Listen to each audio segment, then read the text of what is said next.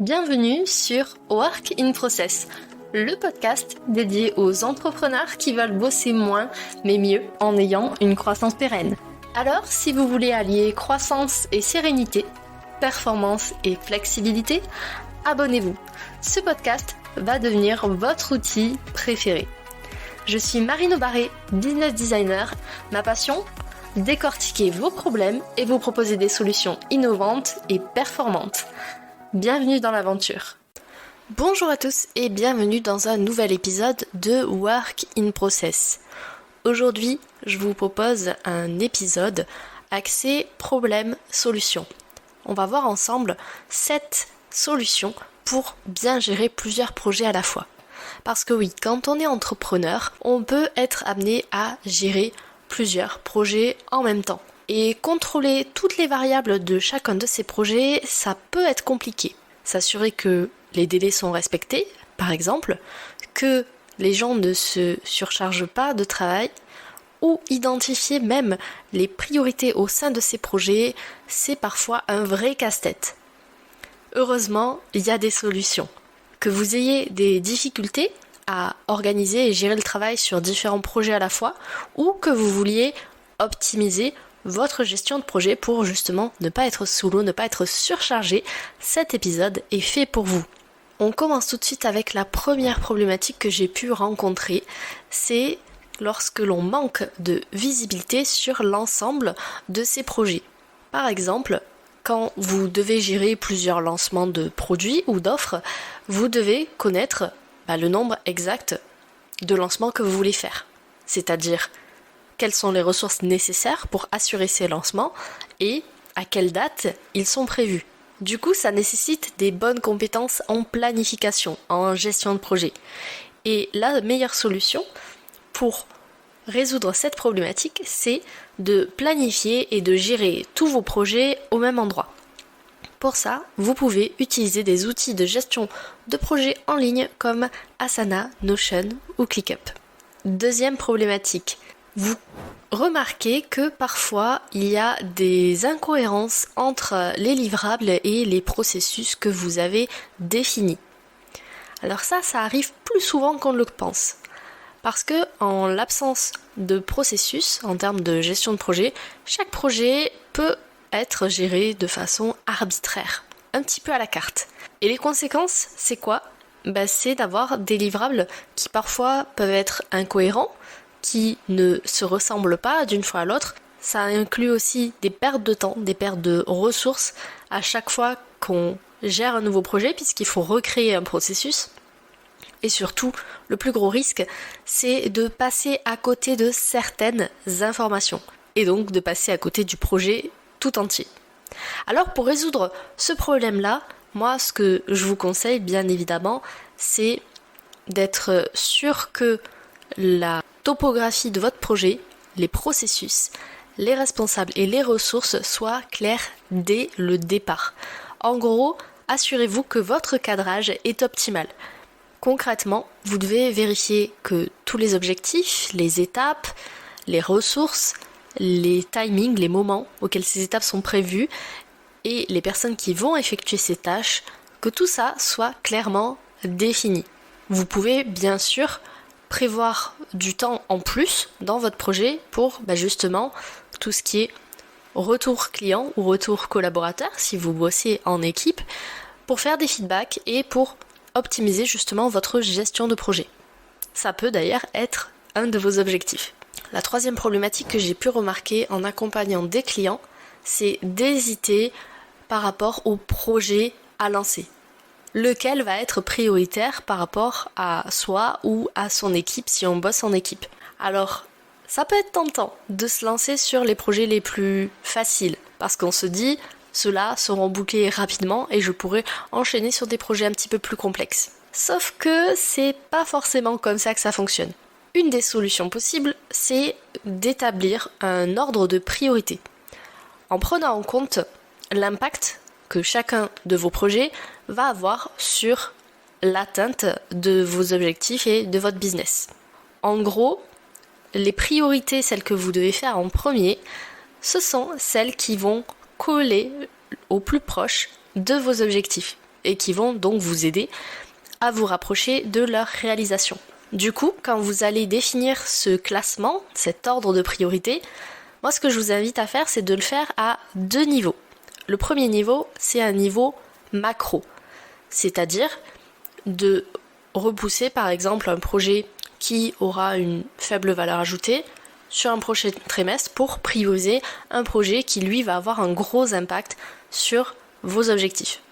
Le deuxième niveau, c'est un niveau beaucoup plus micro. Et là, dans ce cas, c'est au jour le jour ou à la semaine, en fonction de comment vous fonctionnez, c'est plutôt d'organiser votre liste de tâches à faire par ordre d'importance. Encore une fois, pensez à l'impact que chacun des projets et chacune des tâches va avoir sur l'atteinte de vos objectifs. La 4e problématique que j'ai pu remarquer en accompagnant des TPE et des PME, c'est que l'équipe ne dispose pas forcément d'un outil pour suivre facilement justement tous ces changements de priorité, cette gestion de la charge de travail, et du coup parfois le travail est fait en double, en triple, ou n'est pas fait. Il peut y avoir aussi des pertes d'informations ou des inadéquations entre le travail qui est fait et les retours qui sont transmis aux clients. Alors, comme je vous le disais juste avant, bien établir des priorités, c'est essentiel. Mais du coup, il faut un outil qui va vous aider justement à mesurer cette charge de travail, à identifier très facilement et à tout moment ce sur quoi on bosse, quelles sont les priorités et de quoi on a besoin. Et surtout, qui va faire les tâches. Pour ça, je vous invite à avoir 2 éléments. Le premier, encore une fois, ça va être un processus. Mais ça va être un processus qui va manager le changement. Très concrètement, il peut répondre à des questions comme si je change la priorité d'un projet ou d'une tâche, qu'est-ce qu'il doit se passer ? Peut-être que je dois en avertir mes équipes ou les personnes avec qui je travaille. Le deuxième outil que je vous invite à avoir pour résoudre cette problématique, c'est encore une fois un outil de gestion de projet. J'en ai cité quelques-uns tout à l'heure, mais ça va vraiment vous simplifier la vie, puisque en un coup d'œil, chacun et chacune pourra visualiser le travail de tout le monde, pourra se faire une idée générale du plan de charge de l'équipe ou de l'entreprise et surtout les tâches qui sont en cours et à faire. Bien évidemment, ça semble logique, mais je le précise au cas où, c'est important quand on bosse à plusieurs d'avoir une bonne communication, que ce soit en ligne ou en face à face. Donc votre outil de gestion de projet, il doit inclure également ces moyens de communication, que ce soit pour faire des réunions, pour faire des points à l'écrit, pour pouvoir mesurer en temps réel la charge de travail de chacun des projets, de chacun des membres de l'équipe.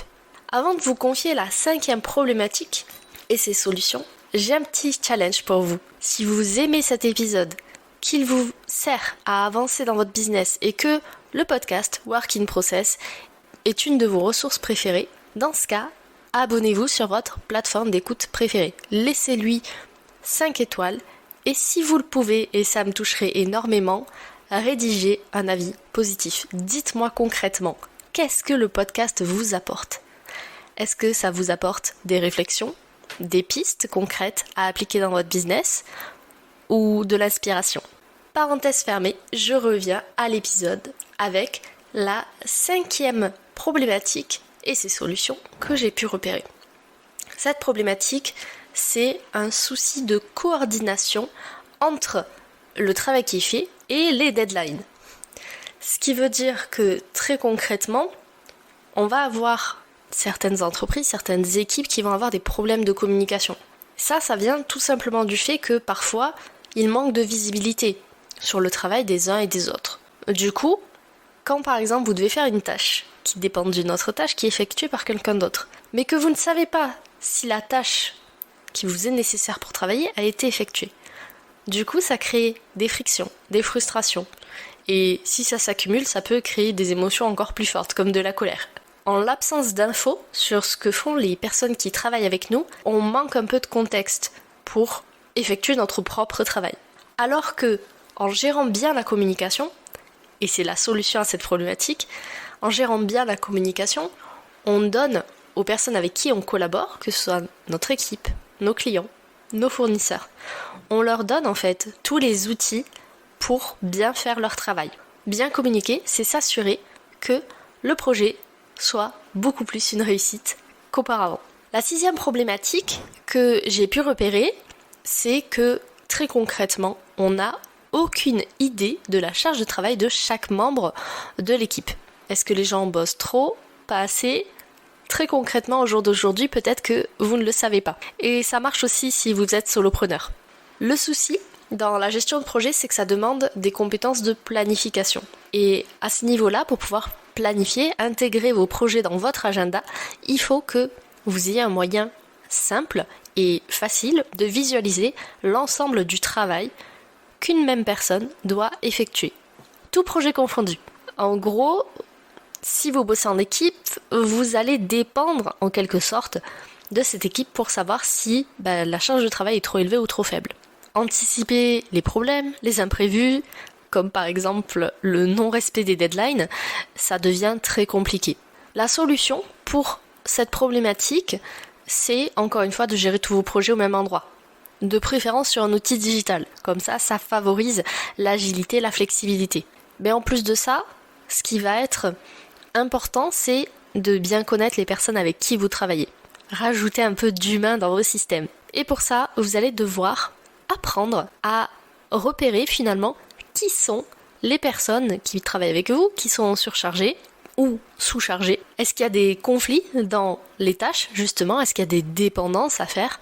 Est-ce qu'il y a des tâches qui sont inutiles, mais qui sont quand même présentes dans le projet ? Toutes ces questions, ça va vous permettre de réajuster la charge de travail, de pouvoir supprimer des choses si nécessaire, et surtout de réattribuer des tâches et d'assurer que vos projets y soient en bonne voie de réalisation. Alors dites-vous que tous les outils en ligne ne comportent pas forcément toutes ces fonctionnalités. L'essentiel quand vous allez choisir un outil en ligne, c'est finalement de vous dire quelles sont les fonctions qui sont les plus importantes pour moi à l'heure actuelle. Enfin, la dernière problématique que j'aborde dans cet épisode avec vous, c'est que les dates au cours du projet ne sont pas coordonnées.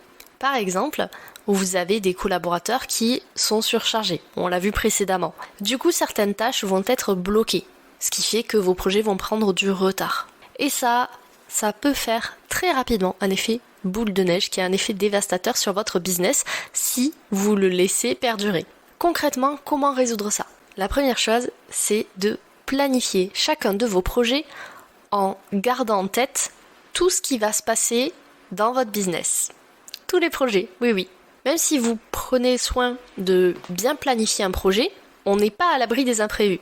Du coup, essayez de mener 6 projets de front quand votre équipe a une capacité de 3 projets lorsqu'elle est surchargée, c'est peut-être pas la meilleure idée. Alors pour éviter ce type de situation, pensez à planifier, à coordonner le travail de vous ou de votre équipe en prenant en compte tout votre programme, tout ce que vous devez faire en termes de projet. Et prenez surtout en compte les imprévus qui peuvent arriver. Pour ça, encore une fois, vous pouvez créer un processus de gestion des imprévus, si on peut l'appeler comme ça.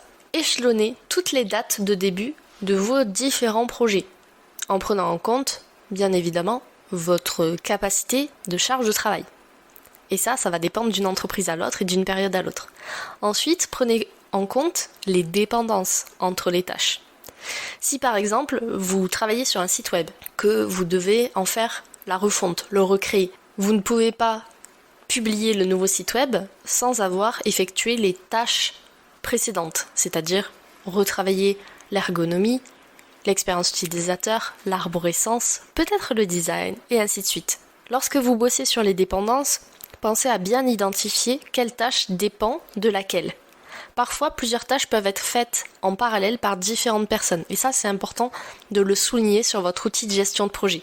Au niveau des dépendances, le meilleur outil que je vous recommande pour bien les voir visuellement, c'est d'utiliser un format Gantt. Ça vous permet de créer une sorte de timeline de vos projets en ayant justement les dépendances qui s'affichent.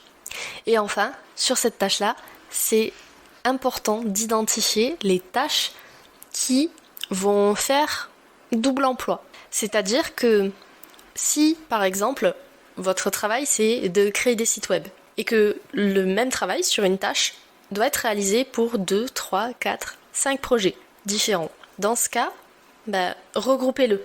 Faites du batching parce que ça nécessitera toujours moins de ressources de regrouper ces tâches par type, si bien évidemment le même travail doit être réalisé partout, que de mener un projet de A à Z. Voilà, cet épisode est maintenant terminé. Merci pour votre écoute. Je vous souhaite à tous une belle journée, soirée et à très bientôt dans le podcast. Bye! Cet épisode t'a plu? Tu peux le partager en me taguant ou lui laisser 5 étoiles sur Apple Podcast. Encore merci pour ton écoute, à très vite.